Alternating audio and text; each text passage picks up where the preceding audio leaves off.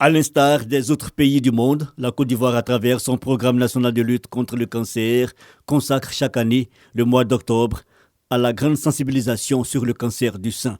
Pour l'édition 2022, les structures de lutte contre le cancer veulent mobiliser toutes les femmes, en particulier les jeunes filles, à adopter les mesures de prévention et à se faire dépister afin de réduire l'impact de cette maladie. Je suis la preuve vivante que dépister tôt, le cancer du sein se guérit.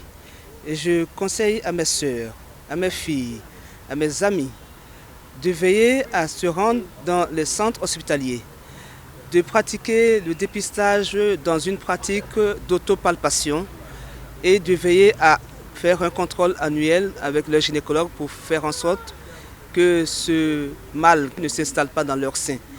Contribuer à la lutte contre le cancer du sein est une cause noble et aussi une cause nationale. C'est la raison pour laquelle je suis heureuse de vous annoncer que Femmes d'Afrique sera à vos côtés afin qu'ensemble nous parvenions à faire reculer cette maladie. Avoir une mère ou une sœur victime du cancer du sein, une puberté précoce, la consommation du tabac, l'obésité et le stress constituent entre autres les facteurs de risque du cancer du sein. Les experts de la santé affirment qu'en 2020, 3306 cas du cancer du sein ont été diagnostiqués en Côte d'Ivoire et 19 millions de cas de tout type de cancer dans le monde. Le cancer du sein représente un véritable problème de santé publique dans le monde.